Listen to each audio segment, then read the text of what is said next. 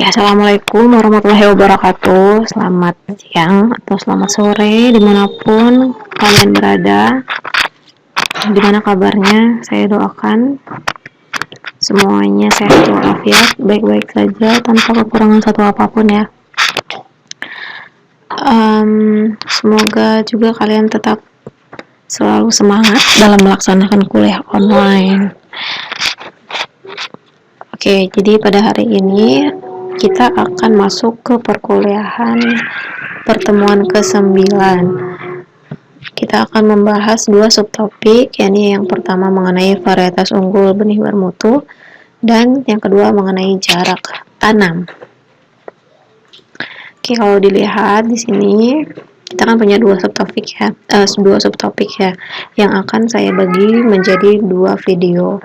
Nah, video yang pertama ini kontennya adalah mengenai bibit unggul, dan nanti video yang kedua akan berisi tentang jarak tanam. Jadi nanti ketika sudah selesai video pertama, jangan langsung menyelesaikan perkuliahan, tapi silahkan disimak dulu video yang kedua.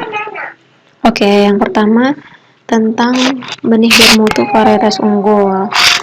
Kalau dilihat di PowerPoint ini sudah tertulis pengertian lengkapnya adalah benih bermutu yang dipanen dari varietas unggul. Nah, tapi sebenarnya apa sih pentingnya kita mempelajari benih bermutu varietas unggul? Nah,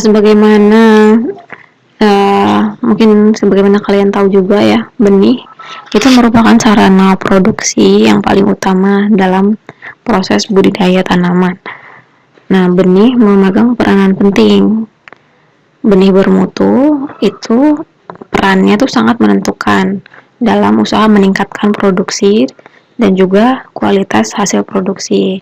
Nah, bisa dibayangkan kalau dalam usaha budidaya di awal kita menggunakan benih yang tidak baik, itu kan bisa diprediksikan bahwa kita juga merencanakan kegagalan dalam mendapatkan produk yang baik dan juga produk yang kuantitasnya banyak ya. Nah, lalu mengingat pentingnya benih tersebut dalam usaha panca usaha tani, benih bermutu masuk ke dalam langkah yang paling pertama dalam usaha keberhasilan budidaya.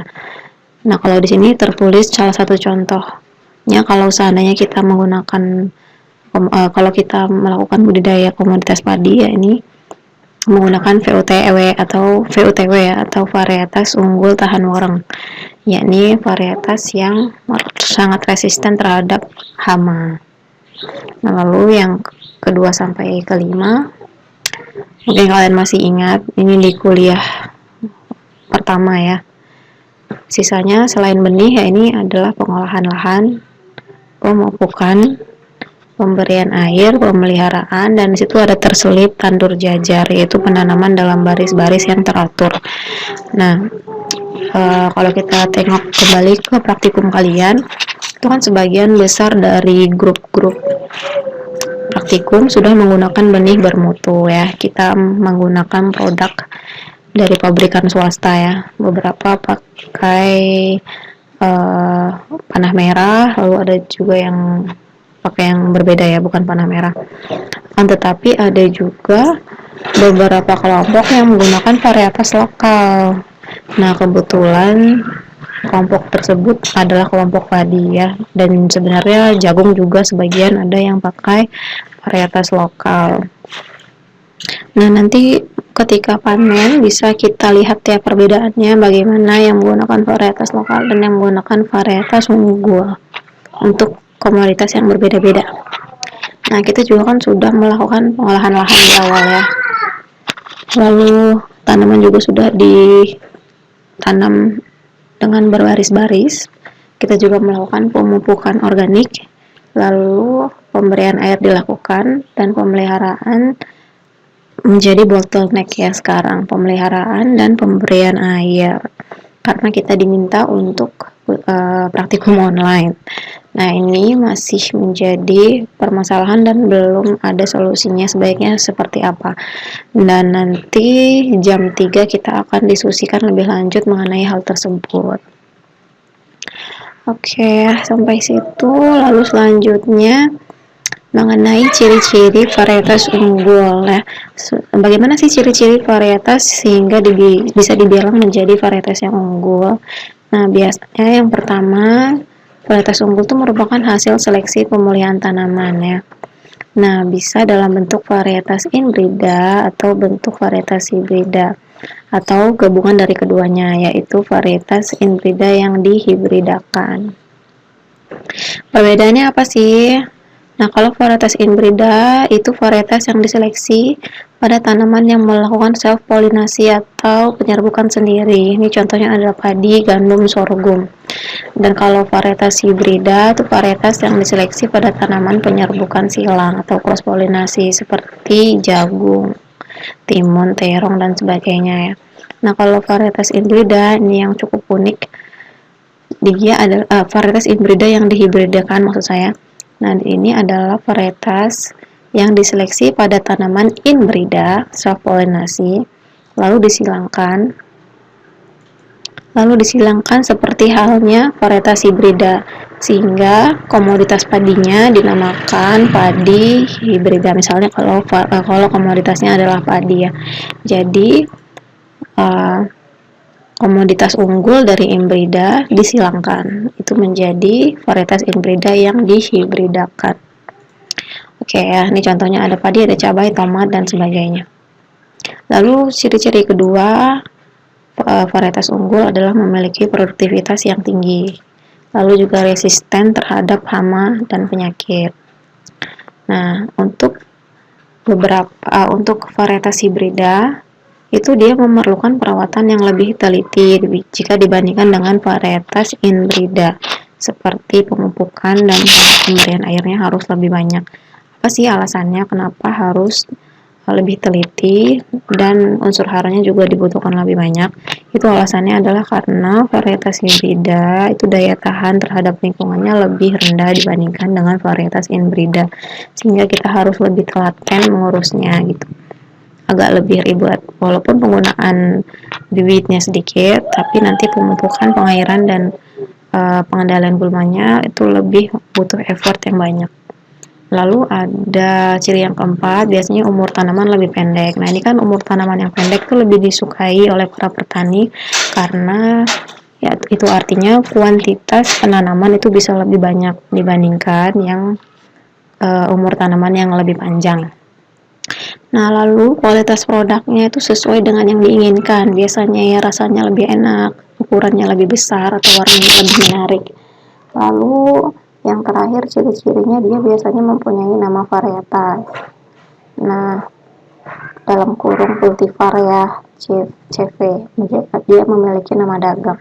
Nah, apa sih maksud dari cultivar? Nah, di sini saya udah tulis ya di bawah beberapa terminologi dan artinya.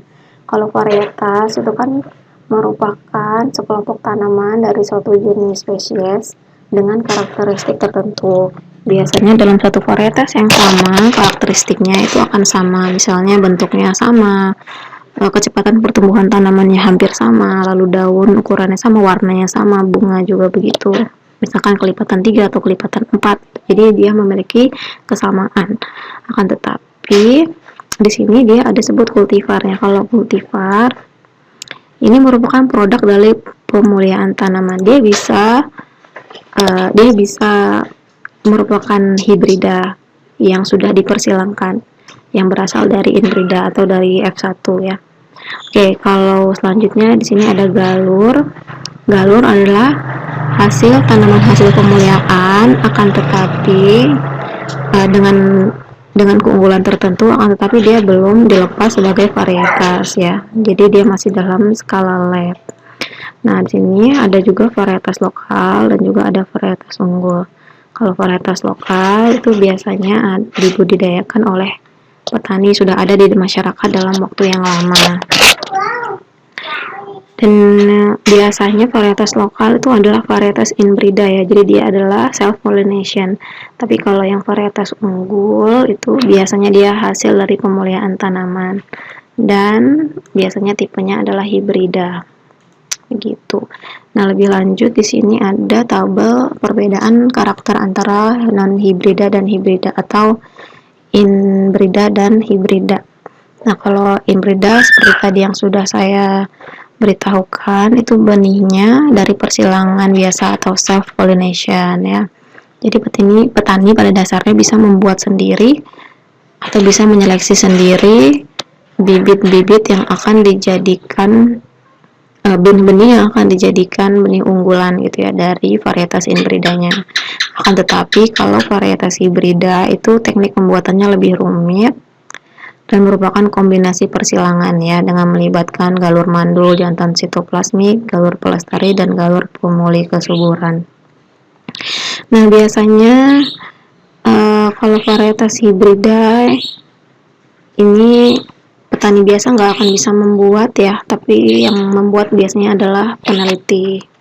Nah, hal yang paling kontras ini ada pada produktivitas. Produktivitas itu adalah produksi per luasan tanam ya. Nah, kalau inbrida itu relatif lebih kecil dibandingkan dengan varietas hibrida. Di sini kalau dilihat produksinya kan 7 hektar ya untuk inbrida maksimum. Kalau hibrida bisa sampai 9 ton per hektar. Nah, ini kan kurang lebih 30% lebih tinggi ya yang hibrida dibandingkan dengan yang inbrida gitu. Nah, ini contoh-contoh dari varietasnya ya. Nah, kalau yang inbrida itu dikembangkannya sejak awal tahun 1960-an. Tapi kalau yang hibrida ini baru dikembangkan sejak tahun 2000-an. Nah, lalu ini adalah kerugian ya. Kerugian dari hibrida. Kalau seandainya pakai hibrida itu petani tergantung pada produsen benih, tidak bisa buat sendiri. Lalu walaupun benih yang dipakai lebih sedikit karena success rate untuk ditanam itu lebih tinggi, tapi pupuk lebih banyak dibutuhkan ya. Pemeliharaannya juga lebih ekstra. Akan tetapi ini adalah keuntungan dari inbrida, petani tidak perlu tergantung pada produsen benih, dia bisa mandiri, dan walaupun penggunaan benih lebih banyak tapi pupuknya bisa hemat gitu ya. Dan yang paling penting di sini adalah secara komersial harga benih inbrida itu lebih murah dibandingkan harga varietas hibrida ya, jauh sekali harganya ya. Hibrida jauh lebih mahal. Oke, ini yang terakhir tentang benih bermutu. Nah, jadi ada beberapa syarat-syarat tertentu ya dari benih bermutu. Nah, yang pertama adalah tentang kemurnian benih. Jadi benih itu tidak bercampur dengan benih tanaman yang tidak diseleksi atau non seleksi ya. Lalu tidak tercampur juga dengan benih gulma. Jadi murni ya, mereka hanya terdiri dari benih yang unggul saja. Lalu yang ketiga, bebas dari hama penyakit, daya kecambahnya juga baik, daya vigor juga baik. Lalu ada keseragaman ukuran. Biasanya kalau sudah lolos sertifikasi dia berwarna biru. Nah, pada kasus-kasus tertentu benih juga dilapisi oleh fungisida, insektisida, atau campuran antara keduanya ya. Nah, ini sedikit tentang gulma. Nah, ini kan tadi ada di state bahwa tentang benih gulma ya, gulma yang mengganggu tanaman ya, keberadaannya tidak kita kehendaki. Oke, yang terakhir tentang benih bermutu satu lagi adalah ada beberapa fokus utama dalam konsep pembenihan. Fokus utamanya ya.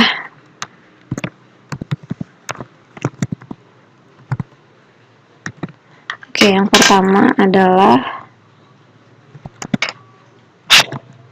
ketika kita ingin membuat benih, tentu saja kita harus produksi terlebih dahulu. Lalu yang kedua, kita harus melakukan pengelolaan benih. Ketika sudah panen, misalkan benihnya harus oven ya, karena kita butuh kadar air tertentu pada benih agar bisa awet. Lalu teknik penyimpanannya juga harus sesuai supaya benihnya aman. Lalu juga ada analisis mutu untuk memastikan bahwa mutunya baik, dan yang terakhir adalah pemasaran dan distribusi. Oke, sampai situ dulu.